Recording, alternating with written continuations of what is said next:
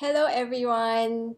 Good morning. I hope you're having a good morning today. And as you all know, we are going to be talking about the art of the Visayas right about now. And this is a recorded lecture. And at this time, I am on my way to Singapore to catch the Singapore Biennale together with a group of teachers. So let's get started.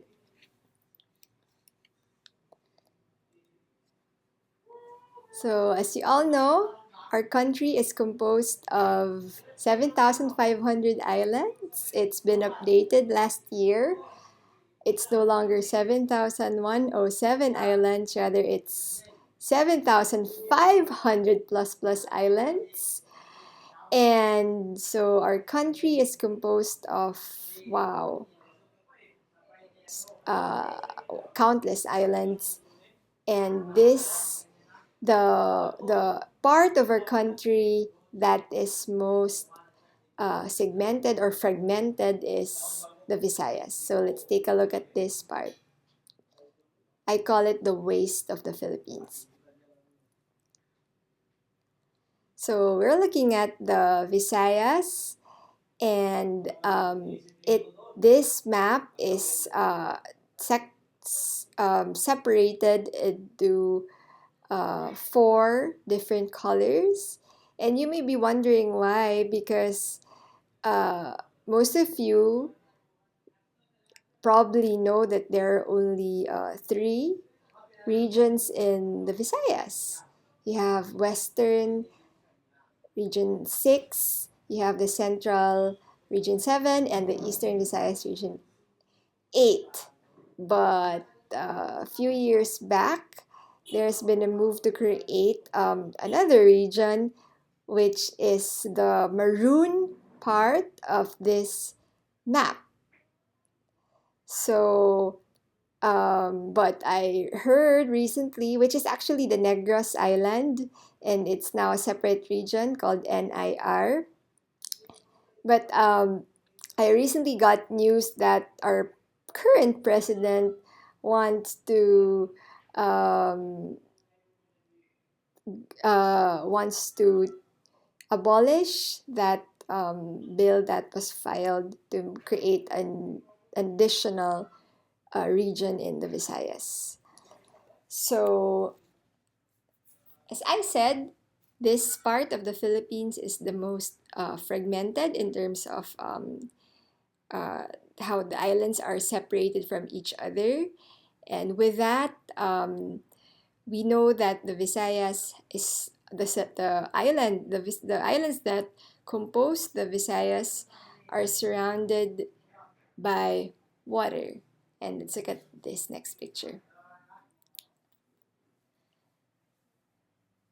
So the Visayas is the world's largest has the world's largest concentration of marine life, and some marine biologists who come over the Philippines to study our waters.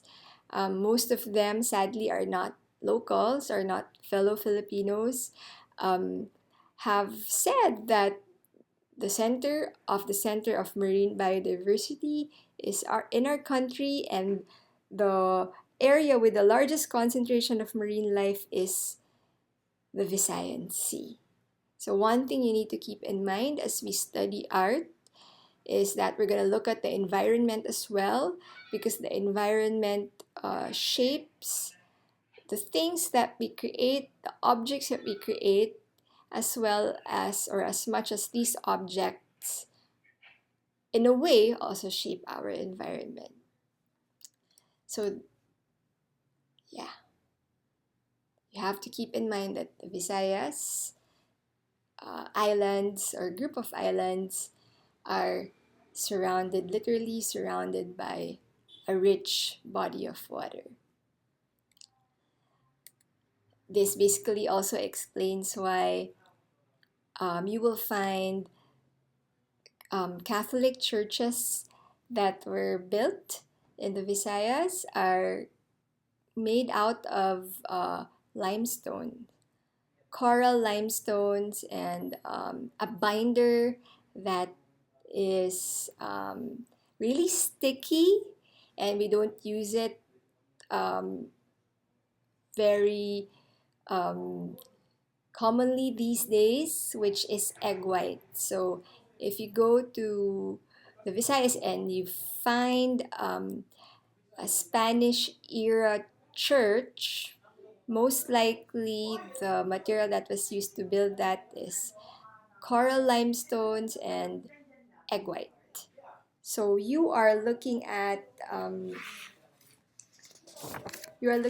this Baclayon Church in Bohol, which was built in 1720, not built, which was completed in 1727. So this is one of the oldest churches we have in the Philippines.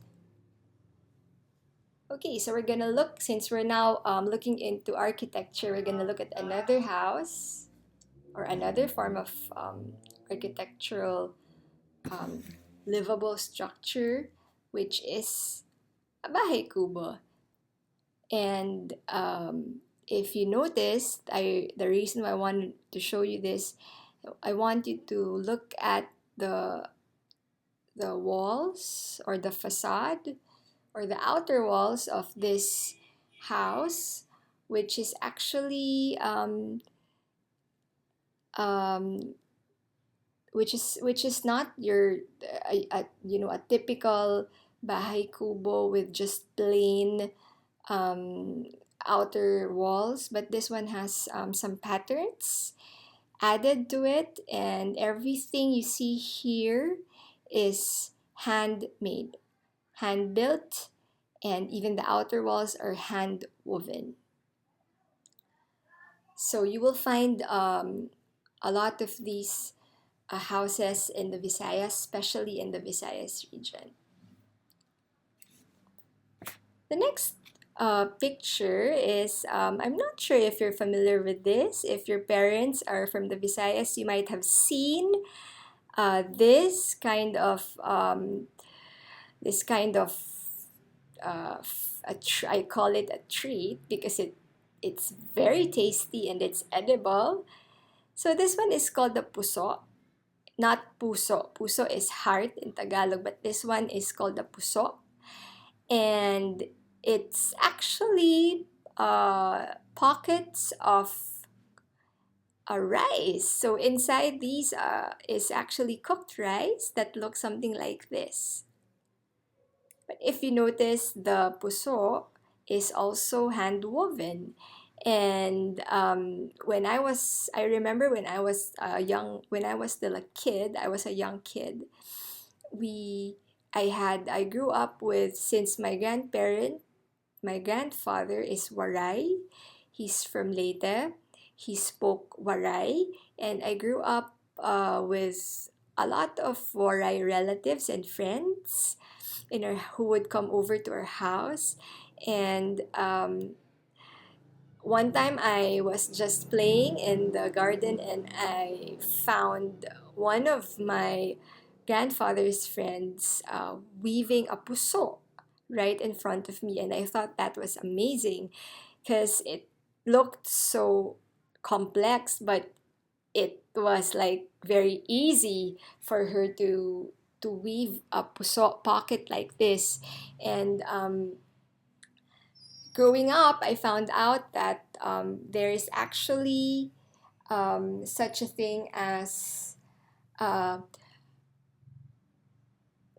there's a term for uh, palm weaving in the Visayas, not just in one part, but in the entire Visayas, and it's actually called lukay, lukay, lukay. So this is the art of weaving palm leaves. And the puso, even if it's just some kind of like maybe a food container, so to speak, or a food wrapping, it's still very much, as we know, as we could see, an art form. So even their food wrapping is hand woven. Isn't that amazing? So if there's one thing that we want to really emphasize in our talk this morning is that the Visayans are very good with their hands. So they can literally build everything with their hands, their houses, their uh, their food, their objects that they use for their everyday life. Their, for example, you have baskets, you have mats or banig, as we call it. You have boats. You have the lambat that they use for fishing. Everything they could build using their hands.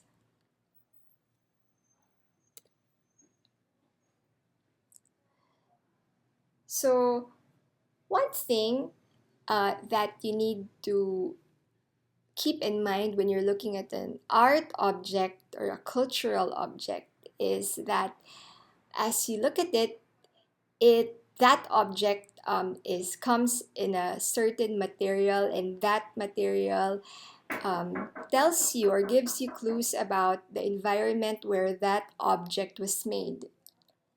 So you should ask yourself when you are looking at an art object like this, I consider this to be an art or a cultural object, is what clues does this object give me about the environment where it is made? So perhaps you can say that, oh, since what kind of leaf, you can ask questions. Questions guide you, questions actually help you process things better. You may ask, what kind of leaf or leaves were used for this puso wrap? And you can ask around, and as you find the answers actually give you more clues about maybe the environment or maybe the ecosystem, the weather from which this object was made, and perhaps the customs of the people as well. Looking at art objects or cultural objects or culture objects allows us to understand the kind of people the Visayans are.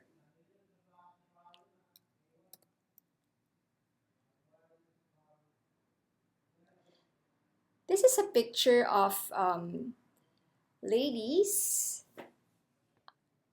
weaving with looms that are larger than life, and you can see that they have a very stern expression on their faces because perhaps this was taken when photography wasn't quite popular yet, and they didn't really know how to behave in front of the camera. So this is an old picture of Ilonggo weavers, and what you see here are huge looms and some fibers that is draped, um, which they will use, which they will be weaving, and it's draped. I'm guessing it could be abaca fibers, as Ilonggos are known to weave abaca fibers to create beautiful fabric. So Iloilo is in the western Visayas, right? Okay, you all know your geography, and I'm quite sure you know where Iloilo is. It's in Region 6. So Iloilo was the textile capital of the Philippines, and they had a very well established textile industry even before the Spaniards came here. And in fact, there are records saying that uh, the colonizers who came to Iloilo were quite amazed at the quality and the vibrant colors of the fabric that they wore and the fabric that they traded locally and uh, among the neighboring countries in the region as well. So there's one type of fabric that is known uh, in Iloilo, or it's unique in Iloilo. Iloilo is they have their own way of weaving this kind of fabric, which you cannot find in any other place in the Philippines and in the world. It's called hablon. Hablon. And it is the loom is huge, and the weaving process looks something like this. Of course, it's a long process. I think it's like when I was doing my research, I found out that it's I think the whole process from gathering of the materials to laying out the design to the actual weaving takes around 12 to 15 steps in all. So imagine how long it takes to finish a hablon, a meter of hablon fabric. So hablon fabric looks something like this. Yeah. So very, very fine threads that, and it's a very elegant looking fabric, beautiful colors, dyed threads woven into this amazing fabric. And hablon basically is made out of abaca, as I said, and abaca is it's quite common around across the archipelago.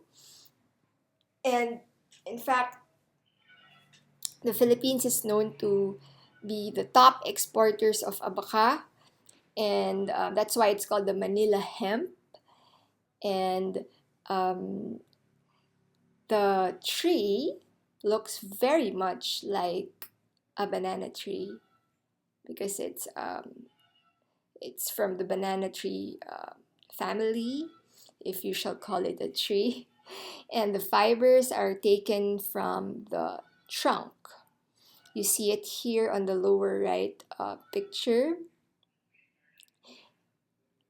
outlined in white. So this one is this part of the tree has very, very strong fibers that can be made into different cultural objects. Like in this case, we're talking about fabric, but abaca can also be used to make furniture. It can also be used for making, this is how it looks like. The fibers look like these are very strong fibers, the strongest fibers. Um, that's the reason why at one point in our colonial past, we were the top exporter. The Philippines was the top exporter of abaca, and there was a huge demand in Europe for abaca because they would turn these fibers into ropes, which are used for navigation, for for maritime navigation. And this one is a rope, abaca rope. And the reason why abaca is such a special fiber is because the seawater, especially used for navigation, the seawater cannot destroy this fiber. So it's like sea salt resistant material. So keep in mind that abaca is a very, very strong fiber, and you will find a lot of abaca trees in the Visayas and in many parts of the Philippines as well. So we're talking about the hablon, and the hablon is usually made out of a combination of abaca, cotton, and pineapple fibers. And abaca usually is added to make the fabric stronger, since it's a very uh, taut fiber. And this one is the another example of a hablon fabric, and you see that there are some very simple, minimal details applied to the fabric, added onto the fabric, which is also very beautiful. Some more examples. Yeah.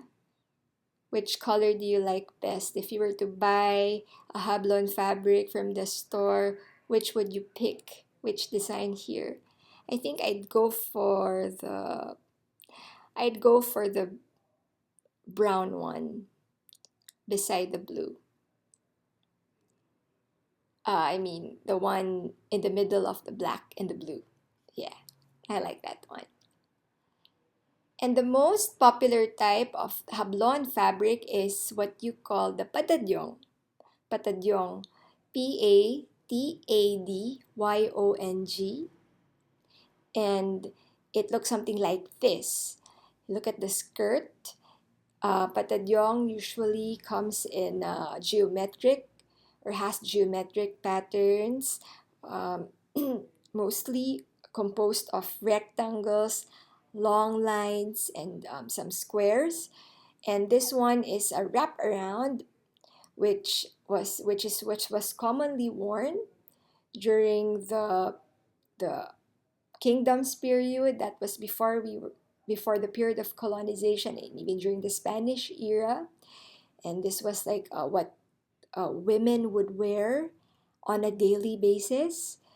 But now we only wear patajong during special occasions.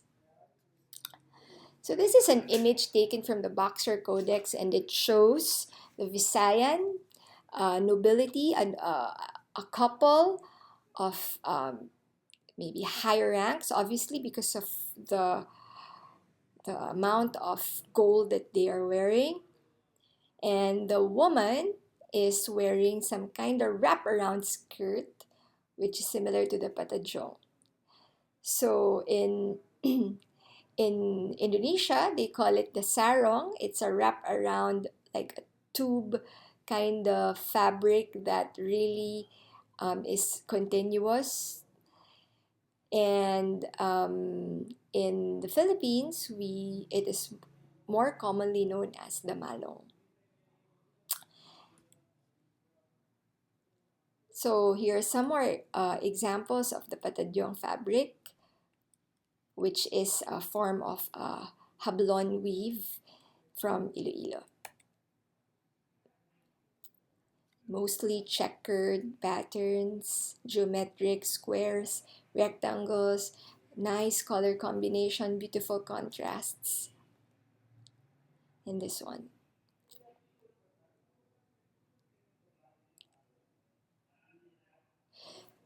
So the Ilonggos are very, very proud of their patadyong, and um,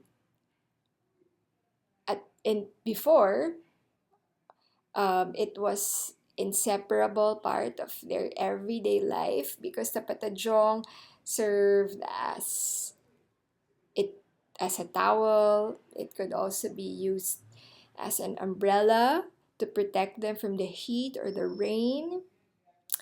It's like it could also be used as a curtain or a tablecloth. It can be used as a duyan, duyan, like a crib for babies. It can be used as a bundle uh, for the harvested rice. It can be used as a mat. It can be used as some kind of like a banik that you put on the floor where you sit when you eat, when you play, when children play. And so it's basically a multi-purpose fabric, not only worn as a wrap around. It's beyond just a garment, a simple garment. That's why patajong is played an important, very important role in the lives of the Ilonggos in Region 6. Here's a picture of taken during the 1800s of late late 1800s, showing Ilonggo women wearing the patajong. Beautiful wraparound.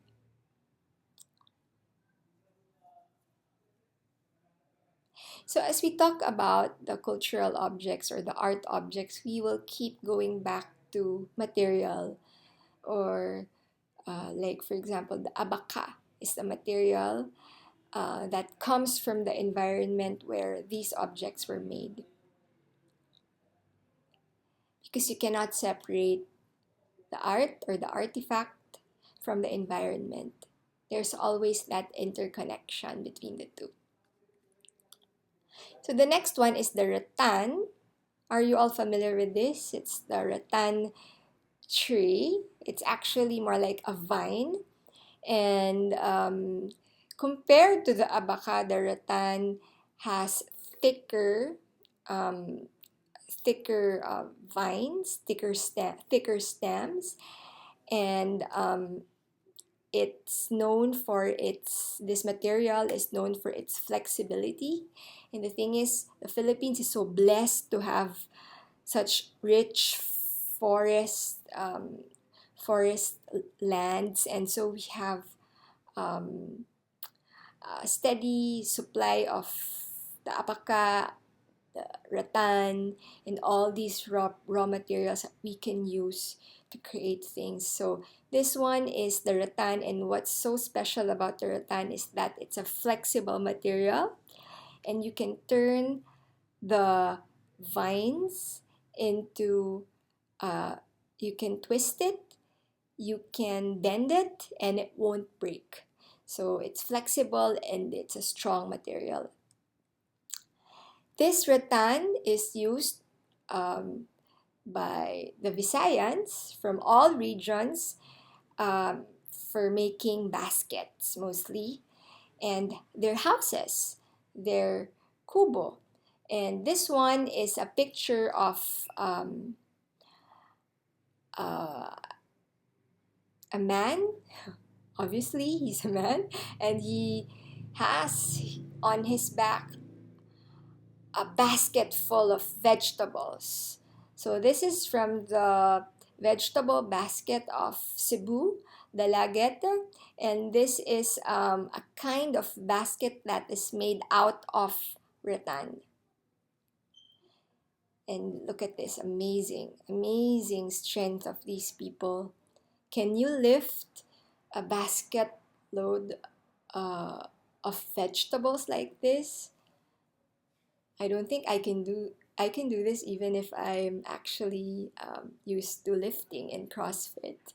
So this is the real thing, the real CrossFit you see in front of you. So you see the basket is made out of the flexible and the sturdy, the strong, malleable rattan uh, rattan stems. Okay. So baskets are quite common in the Visayas, and this is just an example is in Cebu. This is this basket you will find this in only in Cebu, but there are different other types of baskets you will find around the Visayas that uses rattan. The next one is buri, which is palm, and it's the tallest type of palm tree you will find in the Philippines. It's buri and it looks something like this. And what is used for making furniture or cultural objects usually are the leaves. But buri, this palm tree, it's like a tree of life. You can use everything from the leaves down to the roots. Nothing is wasted. So if you have a buri tree or a palm tree plantation, you are one lucky person because wealth you'll find so much wealth in this tree. The ubod or the bud you can use for cooking and it's very yummy for lumpiang ubod, and then you can also make tuba or fermented a fermented drink from this tree. and it's a very starchy. The trunk is also very starchy. The seeds from the tree can be used, um, can be made into beads, and of course the leaves are very very important because from the leaves beautiful cultural objects are made, like this one. This is an abanico, a fan, just a regular fan that you will find not just in the Visayas, but throughout the all throughout the archipelago. And if you have touched one like this, if you have something like this at home, you might want to feel it again, and just for you to get the feel of how the buri or the palm tree leaves feel like. Okay, so the texture feels this way. Sorry, I cannot give you a sample right now, but maybe next time I can show you. But if you have something like this at home, it would be best for you to feel it, feel the material. So this is made out of the leaves of the buri tree. This one as well, but um, this is from a different part of the tree. It's not from the leaves, and it's similar to a baka. It's a thinner, more fibrous material, but it's also from the buri tree.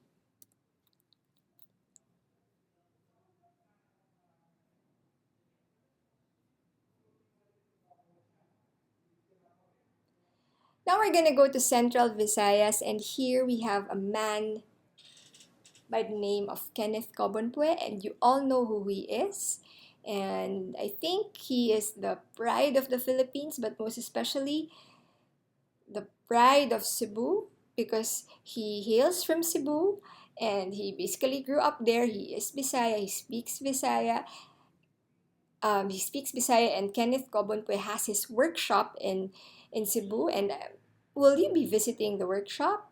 I hope you get the chance to see his workshop in Cebu, to see how his amazing furniture pieces are made, and just for you to get to know more, um, get to know him better through the stories that you will hear as you are toured around the workshop. I hope you get to see it. So as you all, this is a picture that I'm showing again.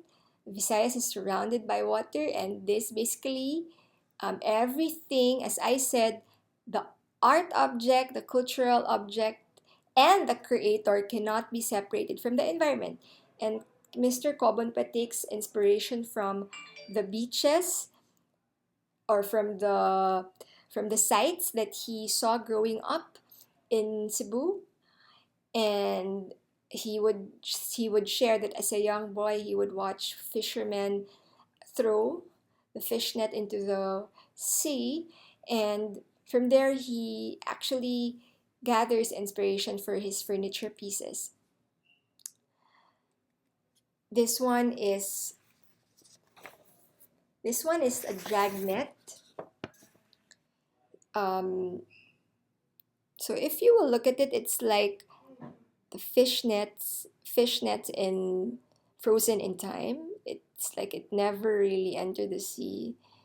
It's like you press the pause button and it just, landed like that, and literally looks like that forever. And this one is quite a humorous take on the fishing culture of Cebu.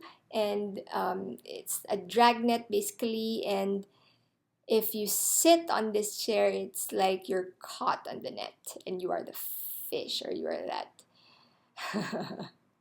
sea creature whose future is sealed. And that's one of the works of Kenneth Cobonpue, which you will see if you will go to the workshop and the showroom in Cebu.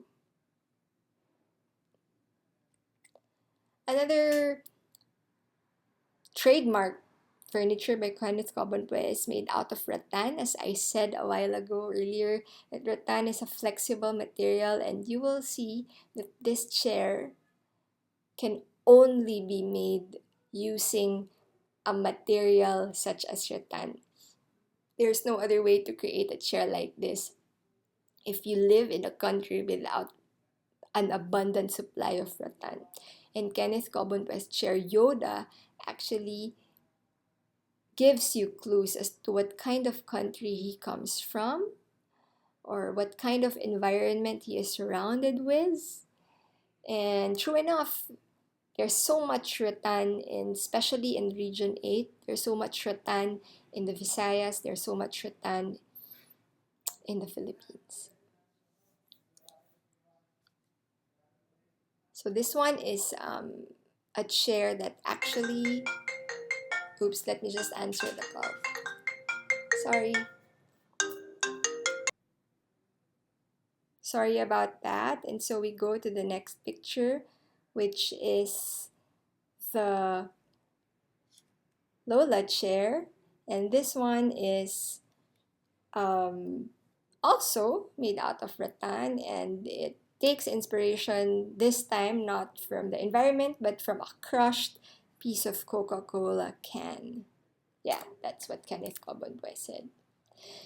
So Kenneth Cobonpue has a very unique story, and the reason why he's making furniture that looks like this is because he wanted to he wanted to help the workers of their furniture shop, because his mother was also a furniture designer and had her own ran her own shop as well. And when products from China were being brought to the Philippines, it really took a toll on the furniture industry of Cebu, because products from China are much cheaper, and so consumers would rather get those cheaper furniture. And so he made something that even China could not copy. And that's the reason why his furniture can only be made by a select few. Not everyone can, even if they attempt to make something like this, they cannot. Each furniture is patented, and each furniture actually follows the contour of the body. He also has a very scientific approach with his creations, and you can't just um, attempt to make one if you do not know the process and you don't have the blueprint. And so even China cannot copy his chairs. And that's the reason why he makes his chair complex, he makes his chair unique, and the end in mind is for him to be able to revive the furniture industry of Cebu and to support, in the process, support the local workers in Cebu. So he said, in the luxury strata, it's always Italian or Dutch. People say, oh, you're a Filipino brand. Why is it so expensive? There's always that mentality. Why can't people pay good money for work that's equal to something that's made in Italy? Our craftsmen our craftsmen are really second to none. It's by Kenneth Cobonpue. So as he said, he tries to do something that China cannot copy. And the next example is how he was able to do it. So this is the Luna chair, and you see that it is, the covering looks very much like our woven banig mats, and truly so, because this chair is actually woven from end to end in one piece without any putol, without any connection.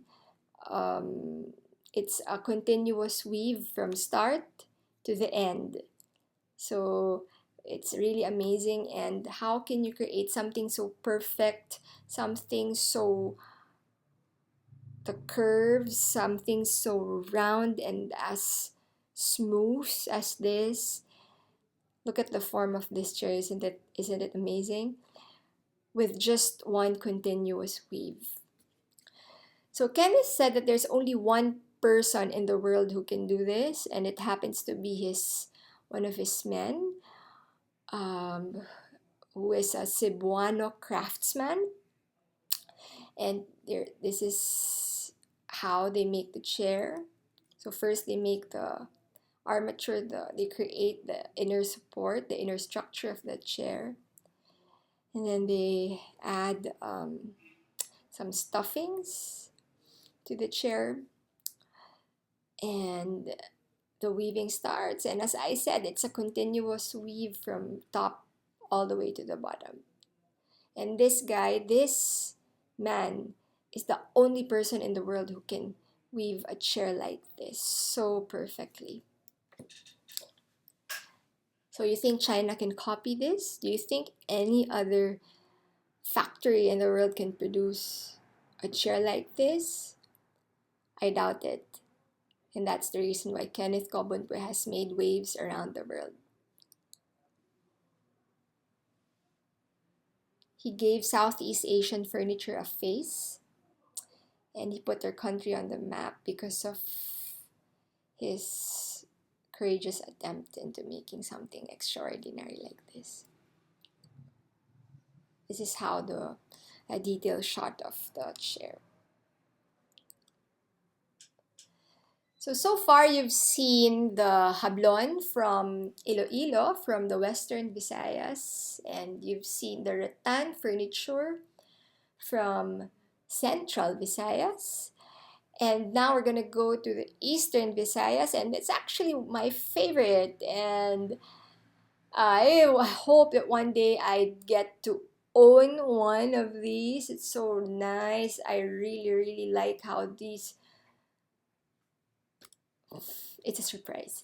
These cultural objects look like, and they're made out of grass. So this grass usually thrives in near the sea, and it's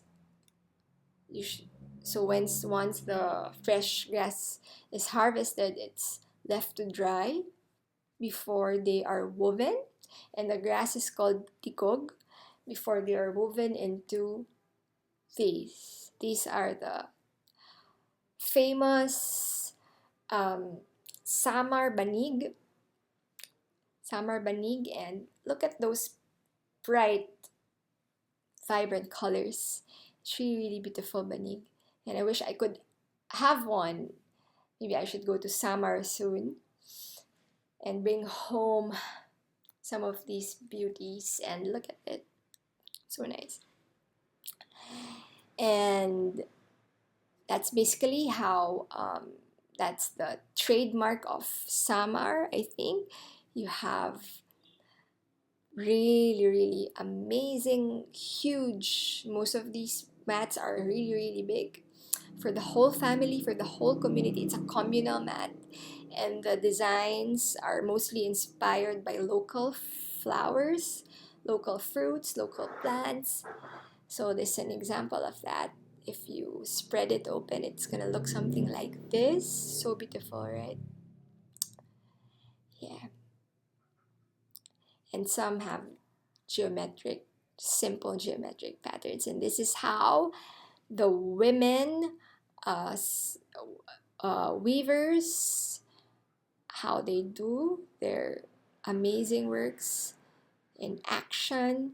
Look how big it is and how good their hands are. Wow, amazing. Okay, so now we've talked about objects. We've talked about cultural objects from across the three regions in the Visayas, or shall I say, yeah, four, because I'm confused. But yeah, let's just say three, region 6, 7, and 8. And this is just to give you a glimpse of the wonderful art, crafts, and culture of the Visayan region. And as we said earlier, you have to ask yourself, when you go to Cebu, when you are confronted with all these beautiful things around you, you have to ask yourself, what clues does this object give me about the environment where it is made? How can I get to know my Visayan brothers, our Visayan ancestors, by looking at these objects? Art speaks, craft speaks, cultural objects speak if you know how to ask the right questions. And so we're going to end with an activity, and I want you to write an illustrated letter for your parents about the art of the Visayas. So you're going to be using just a simple, uh, basic materials for this. You have bond paper, and if you have like coloring materials with you, you can use that.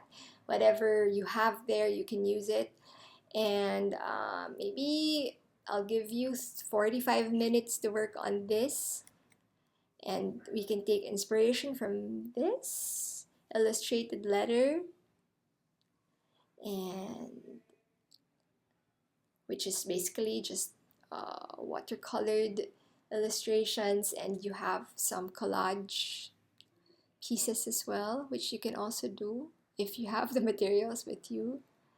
And this one has not much text, more illustration. You can do the same. And this one has, yeah, it's like a letter, but it's also like a map. So again, let's look at that instruction.